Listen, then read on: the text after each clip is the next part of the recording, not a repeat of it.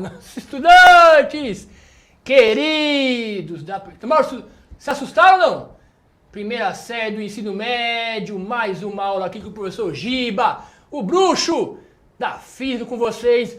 Hoje, atentos, uma interação total com o nosso professor e nossos estudantes, porque vamos falar dos planetas gigantes, ou planetas gasosos, né?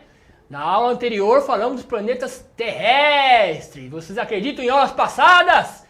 E aí lembram que eu falei dos Marte, né? Júpiter não. Falei de Marte, Mercúrio, Vênus e Terra. Comentando um pouquinho com vocês aí. Hoje eu vou falar de Júpiter, né? Planeta aí, planeta gasoso. Mas não estou sozinho. Estou com um grande astrônomo, professor Roberto. Fala, professor, tudo bem? Tudo bem, Giba, tudo bem. Boa tarde para todo mundo. Legal estar aqui conversando com vocês. Meu nome é Roberto Costa, eu sou professor do Instituto de Astronomia, Geofísica e Ciências Atmosféricas da USP. Trabalho na área de astronomia, em evolução de estrelas e de galáxias. E hoje a gente vai conversar então aqui com vocês sobre os planetas gasosos e como eles se relacionam aí com os rochosos e como tudo isso compõe a família aí dos planetas do Sistema Solar. Muito bacana. Aí, pessoal, quer interação com vocês aí, nossos estudantes aí? Mandem suas perguntas, suas dúvidas. Aproveitem a aula aí sobre os planetas gasosos aí, que tem aí um astrônomo. O Bruxo convida o astrônomo aí pra gente conversar um pouquinho, fazer um bate-papo muito bacana aí. E conhecimento é tudo, certinho aí? Pessoal, ó, esse é o tema que tá pra vocês aí, né? Planetas gasosos. E aí a gente vai discutir um pouquinho a questão das características desses planetas, né? Fazer algumas comparações. Pode passar pra gente aí o próximo slide. Vamos lá, aí o que acontece? Quais são os temas? Vamos falar um pouquinho das características físicas, né, desses planetas, né? Tem o nosso astrônomo de plantão com a gente aí para tirar as dúvidas, né? E aí conversar com a gente sobre essa questão, né? Interações no chat aí e recordar é viver. Quero todo mundo em interação aí comigo, aí com o professor Giba aí e o professor Roberto com a gente, pra gente aproveitar bastante essa questão, certinho? Passa pra gente aí no LED aí. E aí tem uma enquete, vamos começar essa aula com uma enquete que o pessoal adora a participação dos nossos estudantes com enquete, que é mito ou realidade? Vou pedir aí para nossa produtora Maria com a gente aí. Maria, vamos. A primeira questão é assim, ó. Foi verificada a presença de anéis em um asteroide? E aí, pessoal, o que vocês acham aí? Isso é mito ou é realidade? Rola a primeira enquete para nós aí, vamos ver se vocês estão por dentro de temas astronômicos, hein? Mito ou realidade? Vamos lá, primeira enquete. Olha, tá rolando a primeira enquete aí. Vamos ver como é que tá a interação dos nossos estudantes. Quiser rolar uma música de fundo aí, pode rolar também, pessoal.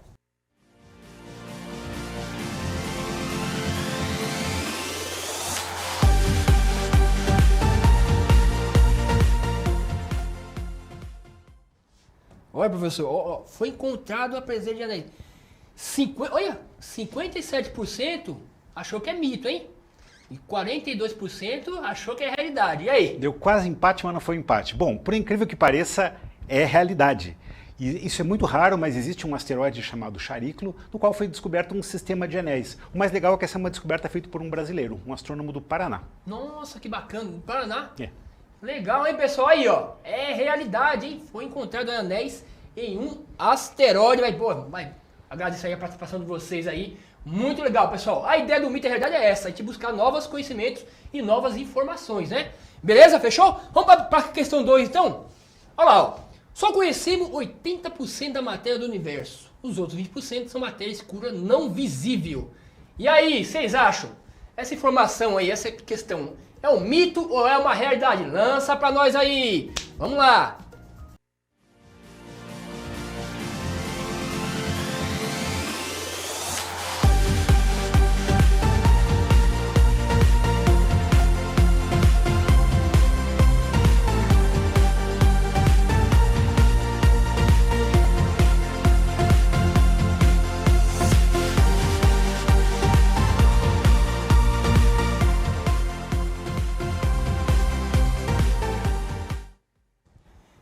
Vamos lá, pessoal, vamos ver o resultado.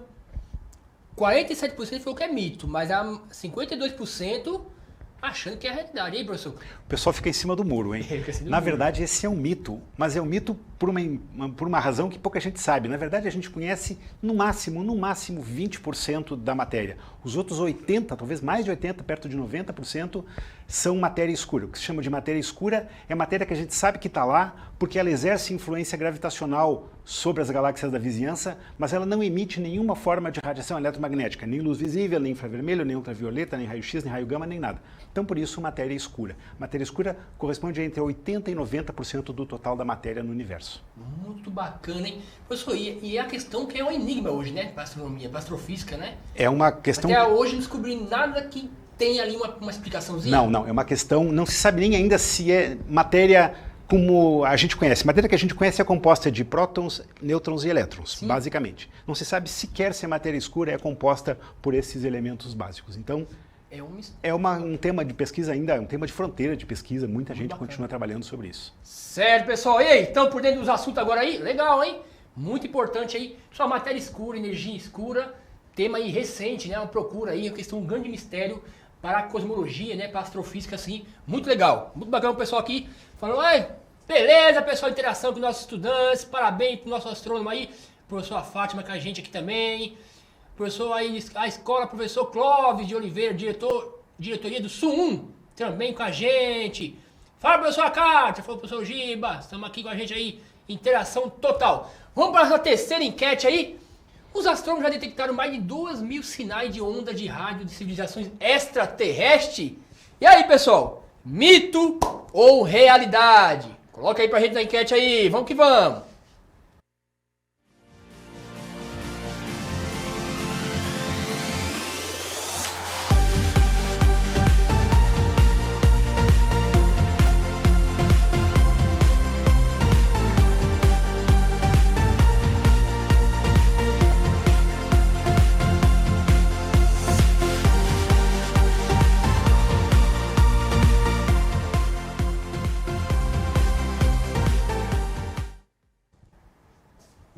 Vamos ver qual que foi aí. Põe aí o resultado, vamos ver. Ah, foi... aqui tem uma, mas colocaram aqui, ó. A Lua tem movimento de rotação e translação em torno da Terra? Eu falei uma coisa, mas a enquete foi a certa. E aí, 38% foi o que é mito. Ah, realidade, 61%. Acertaram? A Lua tem rotação e translação, professor? A Lua tem rotação e translação. Muita gente acha que, como a gente vê sempre a mesma face, essa é a grande característica da Lua, ela tem sempre a mesma face voltada para a Terra. Sim. Mas isso não quer dizer que a Lua não tenha rotação. O que acontece é que a rotação da Lua é sincronizada com a sua translação. Então faz de conta que aqui está a Terra, aqui está a Lua. Sempre a mesma carinha da Terra, a da Lua está voltada para a Terra, mas a Lua tem sim a rotação e translação. Eu gosto de lembrar sempre que Dark Side of the Moon, Lado Escuro da Lua, é aquele disco do Pink Floyd que todo mundo gosta, mas é música, isso não é astronomia. A Lua não tem um lado escuro, a Lua tem um lado oculto. O Sol ilumina a Lua em todos os lados à medida que ela vai girando em torno da Terra. Então a Lua tem sim rotação e translação. Nossa, bacana aí, pessoal! Olha, bacana a questão aí da rotação. E é uma pergunta, o pessoal acha realmente que a Lua está ali estática, né? E só tem translação, né? Mas ela também tem rotação, que está sincronizada aí com o movimento da Terra. Certinho aí, pessoal. Parabéns aí para quem colocou. Realidade muito bacana. Minha letiva de astronomia, eu amo. A professora Patrícia tem uma letiva de astronomia. Muito legal aí. A professora Silvia também aí com a gente. Boa tarde a todos. O professor Roberto falou, opa, bem interessante essa questão do movimento de rotação da Lua. Beleza, pessoal? Vamos para a próxima aí. Essa enquete foi muito legal aí, que ajudou a gente tirar dúvidas e falar um pouquinho sobre outros assuntos. Professor, planetas gasosos, né? Eu comentei com nossos estudantes na outra aula anterior sobre os planetas rochosos, uma das características do planeta rochoso, atmosfera, gravidade, campo gravitacional, né? Um pouquinho sobre a questão da superfície dos planetas. E aí temos os planetas gasosos, né, professor? Outros planetas gigantes, né? Aí eu coloquei os principais, né? Eu tenho Júpiter, Saturno, Urano e Netuno. O diâmetro, né, de cada um aí em quilômetros, né? Distância do Sol em relação à Terra em milhões de quilômetros. O pessoal usa muito unidade astronômica, né? Como uma medida de distância dentro do sistema solar, né? Que é melhor para fazer a medição. Uma unidade astronômica é a distância Terra-Sol. 150 milhões de quilômetros. Então, se usam múltiplos desta distância. Júpiter, por exemplo, está a 5 unidades astronômicas do Sol, Saturno está a 10, arredondando os números aí. Aí fica melhor para você Fica fazer. mais fácil, a gente não precisa carregar junto aquela montanha de zeros que a gente está vendo ali, por exemplo. Sim, legal. E aí o período da órbita, aí tá Júpiter, 11,8 anos, né? Você tem a Saturno, 29,6 anos, Urano, né, 84,04 anos, e Netuno, 164 anos. Então leva aí 164 anos para dar uma volta em torno do Sol. O período de rotação lá de Júpiter, né? 9 horas e 48 minutos. Saturno está lá 10 horas e 12 minutos. E Urano está menos 17 horas e 54 minutos. E Netuno, 19 horas e 100 minutos. Esse negativo quer dizer que é a questão de do... Negativo significa que ele gira no sentido contrário dos outros. Todos os planetas giram em torno do Sol. Pouca gente sabe isso, muita gente se atrapalha. Todos os planetas giram em torno do Sol, mais ou menos como se estivessem sobre uma mesa, giram no mesmo plano. Sim. E as rotações dos planetas é o mesmo sentido de rotação da translação e também da rotação do Sol. Lembra daquela regra da mão direita lá da eletricidade? É a mesma coisa. Tudo gira para o mesmo lado, com poucas exceções. Uma das exceções aparece ali, esse sinal negativo significa que Urano gira ao contrário. Né? Mas isso são perturbações na formação do sistema. O fato de tudo ser muito parecido mostra a origem comum do sistema solar como um todo. Ou seja, o Sol e o disco planetário, os planetas todos, se originaram de uma mesma fonte, que foi a chamada nebulosa protosolar, uma nuvem que se condensou, deu origem ao Sol e ao sistema planetário. Isso, bacana. Eu até comentei com o estudante, né? Eu até falei com vocês, né? A formação do sistema solar, eu usei uma figura lá, clássica lá, que a gente mostra lá, a questão da colapso, tem a questão do colapso, e aí os planetesimais, né? Vai se formando ali nas periferias. Então, lembra, a quantidade de gás, como é maior no centro, professor, devido à questão da conservação do momento angular, né? Assim por diante. É isso mesmo. E aí formou o Sol e aí os planetas ali no disco. Um disco. E aí tem essa ideia que se formaram aí na mesma época, né? Praticamente. Na mesma época. Da formação aí do nosso sistema solar, né? Chama teoria nebular, né? Também foi desenvolvida por um grande filósofo, Immanuel Kant também, e assim por diante. Certo, pessoal? Tranquilo aí? Manda aí as perguntinhas pra gente aí. Manda as perguntas aí. Qualquer pergunta, manda aí que a gente tá aí interagindo com vocês. Aqui. Isso, beleza? Qualquer pergunta aí, manda pra gente aí. Professor, algum comentário com relação aí os planetas dessa maneira geral, né? Só chama a atenção que todos eles são muito maiores do que os rochosos. Os gasosos são todos muito maiores. Júpiter, em particular, é de longe o maior de todos. A massa de Júpiter é maior do que a massa de soma de todos os demais planetas, cometas, asteroides. Se você somar a massa de todos os corpos do Sistema Solar, exceto o próprio Sol, é menor do que a massa de Júpiter. Nossa, muito bacana, hein, pessoal? E aí, pessoal? Estão gostando da aula aí? Fala aí, estão gostando da aula da gente aí? Sobre os planetas gasosos. Passa pra gente aí, pessoal. Vamos que vamos. Vamos falar dele, né? O Júpiter. Só, aí tem a densidade de Júpiter aí tá em 1,3 gramas por centímetro cúbico. Só a gravidade aqui é a gravidade na superfície, tá? Gravidade superficial aí, 26,4 metros por segundo ao quadrado.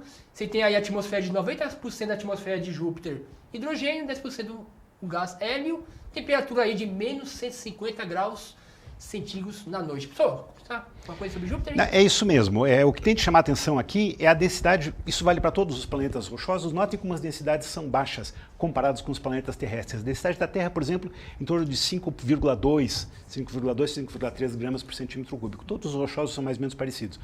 Os gasosos não, os gasosos são muito menos densos, mas por eles serem muito maiores, eles têm massa muito maior. Então não dá para confundir massa com densidade. Sim. As massas são muito maiores, ainda que a densidade seja menor. Bacana. O senhor comentou aqui, fala um pouquinho sobre a questão da gravidade. A questão da gravidade, né, professor? No caso aí, é a superfície do planeta. A gravidade é a gravidade superficial. Vejam, a aceleração da gravidade é 2,6 vezes a da Terra em torno de 10 metros por segundo ao quadrado, né? 9,8 metros por segundo ao quadrado na Terra. Em Júpiter é bem maior, porque a massa de Júpiter é muito grande, mas não é tão maior quanto deveria ser em função da sua massa, porque a sua densidade é baixa. Então tem um jogo das duas coisas aí, a massa e a densidade. Mas ainda assim, a aceleração da gravidade na superfície, que está mostrado ali, é 26,4 metros por segundo ao quadrado, o que é 2,7 vezes mais do que na Terra. Legal. E aí, o cálculo da gravidade é o cálculo que a gente faz, né? Que depende aí do Gesão, né? E inversamente proporcional ao raio, né? Exatamente. E aí exatamente. Tem um raio gigantesco. O raio é muito grande, é isso mesmo. Bacana. Exatamente. O senhor comentou aqui comentaram aqui, por que os planetas gasosos estão mais distantes do Sol? Isso tem a ver com a origem do sistema solar. O material mais denso que forma os planetas rochosos desceu para mais próximo, desceu entre aspas aí, se aproximou mais do centro de massa, onde está o próprio Sol. E aí se formaram os planetas rochosos. Enquanto que lá longe do Sol, onde a temperatura era mais baixa, o gás se condensou de uma maneira mais fácil e lá se formaram os planetas gasosos, mais longe do Sol. O gasoso mais próximo do Sol é Júpiter e ainda assim Júpiter está 5 vezes mais longe do Sol do que a Terra. Então é basicamente uma questão de formação. Sim. O material mais denso se aproximou mais do centro de massa, o material menos denso ficou lá longe e lá se formaram os planetas gasosos. Sim. E a questão dos planetas terrestres, né? A gente comentou um pouquinho também, professor, com os alunos, né? Com a agregação de massa, né? No caso, né? No começo da formação solar, do sistema solar. Aí comentou um pouquinho sobre a questão da Lua com relação à Terra, né? Tem teoria que fala que a Lua estava junto com a Terra, né? Isso foi um impacto na época, né? Ou tem outras teorias também? A Lua se formou, a teoria mais recente é de que a Lua se formou por uma colisão com outro corpo logo que a Terra se formou, sim, logo em cerca de 50 milhões de anos depois. Como a Terra tem 4,6 bilhões de anos de idade, 50 milhões é logo depois de formação. Sim. A Terra ainda era uma bola incandescente. Nesse momento, o sistema solar ainda era tudo meio confuso, tinha corpos errantes em órbitas não regulares. Um corpo colidiu com a Terra, dessa colisão se formou a Lua. Esse é o modelo mais aceito para a formação da Lua. Sim. E aí tem a questão da formação das rochas da Lua, que é parecido, né, com a formação da Terra. Né? Mas tem diferenças sutis que dá para entender que as rochas da Lua são efetivamente da Lua. Já tem aqui na Terra rochas, sim, da Lua, trazidas lá pelos astronautas do projeto Apollo, lá entre 1969 e 1971, e os químicos conseguem ver diferenças entre as rochas de origem lunar e as rochas terrestres. Sim. Beleza, pessoal, certinho aí? Tranquilo? Isso aí, manda umas perguntinhas pra gente aí, depois a gente vai fazer mais perguntas aí sobre relação a isso. Só vamos pro próximo aí, o próximo nosso planeta aí, Saturno, né? Também tem a densidade de 0,7, gravidade superficial, né? A atmosfera de Saturno aí já tem 96% de hidrogênio e 3% de hélio. A temperatura também negativa aí, no caso de Saturno. Pessoal, algum comentário de Saturno aí? Saturno é o planeta menos denso de todos os planetas do Sistema Solar. Repare na densidade, é 0,7 gramas por centímetro cúbico. Isso é menos que a água. A água é 1 grama por centímetro cúbico. Ou seja, se você arranjar uma banheira suficientemente grande e botar Saturno dentro, ele flutua. Flutua. Ele é menos denso que a água. Qual também tem uma relação de um planeta também gasoso que a gente podia flutuar também dentro dele, né? Isso acontece com todos eles num certo limite de atmosfera. Mas isso é claro, é só uma especulação teórica, porque qualquer corpo de prova, vamos dizer assim, qualquer sonda que apareça por lá, por exemplo, a sonda Cassini, que esteve aqui na região de Júpiter, que explorou Titã, que é uma grande lua de Júpiter, a única lua do Sistema Solar que tem uma atmosfera grande. Cassini desceu, entrou em Júpiter e até ser esmagada, de propósito, não foi um acidente. Ela desceu justamente para sondar a atmosfera de Júpiter e o que ela viu foi aquilo que os modelos já diziam, ou seja, à medida que vai descendo dentro da atmosfera, a pressão vai aumentando, até que esmagou a própria sonda. Né? Sim, legal, muito bacana aí, pessoal, é isso aí. O pessoal depois comentou aqui, vamos chegar lá. Isso. Você comentou, o espaço é muito frio. Aí pergunta, por que o espaço é frio? Estava comentando a temperatura do universo. Né? A temperatura que nos envolve aqui é definida pela atmosfera da Terra e é isso que é uma espécie de colchão térmico, não deixa esfriar muito, não deixa esquentar muito.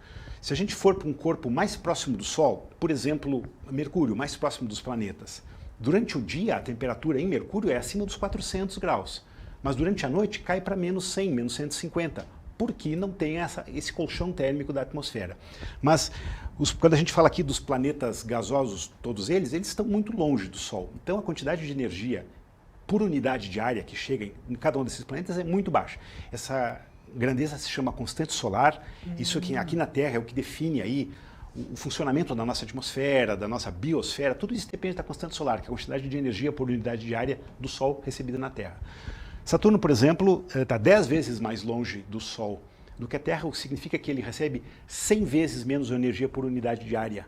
Por isso que é muito frio na superfície. Legal, bacana aí. Isso aí, pessoal, mandem as perguntas aí. Estamos com vocês aí. Estamos aí falando um pouquinho sobre essa questão da temperatura. É isso, beleza.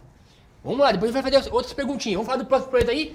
O próximo é Urano, também tem a densidade, gravidade superficial aí. Pessoal, vai comentar um pouquinho, Urano, você tem um anel ali, tá invertido, né? a posição dele em rotação? Isso é importante dizer também, todos os planetas gasosos têm anéis. A gente sempre conhece os de Saturno, porque são de longe os mais brilhantes, os mais conhecidos. Mas desde a sonda Voyager, que passou perto deles lá no final dos anos 70, lá por 1979, 80, 81, se sabe que não só Saturno, mas Júpiter, Urano e Netuno também têm anéis. E Urano, em particular, ele está deitado em relação ao Sol, de maneira que, além de girar ao contrário, ele tem um dos polos que aponta para o Sol. A chamada obliquidade da eclíptica, aquela inclinaçãozinha que no caso da Terra são 23 graus e meio, que é o que define o ciclo das estações do ano. Em Urano é 98 graus. Então ele é bem deitado para o Sol. De novo, não tem mágica nenhuma aí. Isso é o resultado de colisões, de interações que aconteceram lá no sistema solar primitivo, quando tudo ainda estava em órbitas meio caóticas e se formando, se estabilizando nas suas órbitas estáveis. Muito bacana. Então ele vai girando assim, né? Então você tem um lado... Imagina que aqui está o Sol, ele faz assim, ó. De maneira que, num certo momento, o Sol incide quase direto num polo. Praticamente. Metade da órbita depois, o Sol está incidindo no polo oposto. Muito legal, bacana essa parte aí. E aí, pessoal, beleza aí? Então, interagindo com a gente aí, vamos que vamos aí. Vamos pro nosso planeta aí, o Netuno. Tem uma densidade de 1,7 gramas, né? Por centímetro quadrado, por centímetro cúbicos.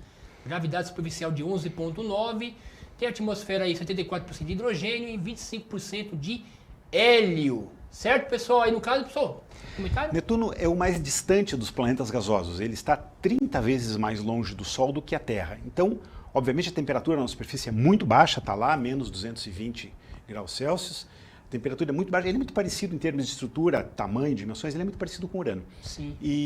Só que tem essa característica, ele está muito, muito distante do Sol. 30 vezes mais distante do Sol do que a Terra. Certo. Professor, também tem a ver, não sei se tem a ver também com a questão da atmosfera, como tem o CO2, que tem que vir de reter radiação, por isso também essa questão da temperatura deles, dos planetas gasosos? Os planetas gasosos, as atmosferas deles são basicamente hidrogênio e hélio com misturas de outros gases, como o composto de carbono, metano, por exemplo, amônia, em alguns casos, mas são uma fração muito, muito pequena. A maioria esmagadora, aqui dá para ver que se você somar 74% com 25% dá 99%, ou seja, 99% da atmosfera de Netuno é hidrogênio e hélio. Os outros gases são impurezas, são uma fração muito, muito pequena. Elas não definem a estrutura da atmosfera. O que define mesmo é a distância ao Sol, que é muito grande. Certo. Pessoal aí. E aí, pessoal, beleza? Como é que tá aí, professor? O que explica o aumento de temperatura? Do que você está falando? Do universo? Qual que é? De algum planeta? Fala aí pra gente, professor Ailton perguntou com relação à temperatura. Será que é da Terra? Pode ser. Será que é da Terra? Fala aí, Ailton. Qual é o aumento de temperatura que você está falando aqui? É da Terra ou algum planeta gasoso que a gente comentou aqui com vocês? Coloca aí pra gente aí a pergunta. Os planetas gasosos não variam muito em temperatura, Sim. Porque eles estão muito longe. Talvez ele esteja falando da Terra. Vamos ver se ele responde aí. Se ele estiver, só para a gente ganhar tempo, o que define o aumento de temperatura da Terra que está ocorrendo nas últimas décadas é a ação humana, né? Ele foi mesmo, Terra. É da Terra. Isso. Então é isso. É a quantidade de material, partículas, material particulado, poluentes, gases, como o dióxido de carbono, jogados na atmosfera pela ação humana. Mas é bom lembrar que efeito estufa não é intrinsecamente ruim. A gente precisa do efeito estufa para viver. Sim. Senão, a vida na Terra não existiria. A gente precisa que um pouco do calor fique na Terra. O que acontece é que, devido à ação humana, essa quantidade de calor segura na Terra, presa na Terra, não está aumentando um pouco a média de temperatura. Vejam, o Sol recebe uma certa quantidade de energia. A Terra recebe uma certa quantidade de energia vinda do Sol, mas essa mesma energia tem que ir embora, senão a Terra iria esquentando continuamente, a cada dia ficaria mais quente. Sim. Não, tudo que recebe tem que ser reemitido. Então, quando tem um desequilíbrio nesse balanço energético, ocorre o aquecimento de temperatura. Sim. A gente comenta com os nossos alunos, né, que a Terra é um sistema termodinâmico, né, professor? Sem dúvida. Tem radiação ali entrando, interagindo. Tem radiação saindo. Radiação saindo. Tem matéria também entrando, né? Tem matéria entrando, né? Tem partículas, assim tem meteoritos. Então, esse sistema de equilíbrio é importante aí. Muito importante. Né? Toda a radiação chegando, parte é absorvida, parte é parte refletida, parte é reemitida como infravermelho. Muito bacana aí, o pessoal colocou aqui. Ah, sabia que ia vir essa conversa. Nessa imensidão toda, será que só a Terra tem espécie de vida? Sabia que vocês iam perguntar isso. Olha, mas calme aí. Teremos uma aula sobre vida, possibilidade de vida no universo. Será que podemos, né, encontrar alguma possibilidade de vida, né? Ou microbiana também, pode ser microbiana também, fora do nosso sistema solar, ou dentro da galáxia, nossa galáxia Via Láctea, ou fora. E aí, cena dos próximos capítulos. Ó, a aula que vem, vamos falar da vida na Terra, vamos discutir um pouquinho da biologia, tá? Como é a formação da vida na Terra, da biologia. Agora, no dia 28, professor, com a gente aqui, dia 28? Pode contar comigo. Aí, o professor vai estar aqui dia 28 para discutir isso. A possibilidade de vidas extraterrestres. Vida inteligente. Na Terra tá difícil. Tá difícil aí, pessoal. Ó, até a próxima. Cadê? Viveríamos num planeta gasoso? Não, professor, difícil, né? Viver um planeta gasoso. Talvez num satélite de um planeta Não gasoso. tem como nem entrar lá, né? Nem Não. entrar. Mas talvez, passar direto. talvez numa lua de um planeta gasoso, por exemplo. Uma lua? Sim. Quem sabe? Pessoal, uma lua aí. Bacana uma lua, hein? Tchau. Pessoal, até a próxima aí. Fique com a gente aí no Instagram. @GibaFísica aí. Vamos que vamos. Até mais. Tchau, tchau, pessoal. Obrigado, professor. Tchau.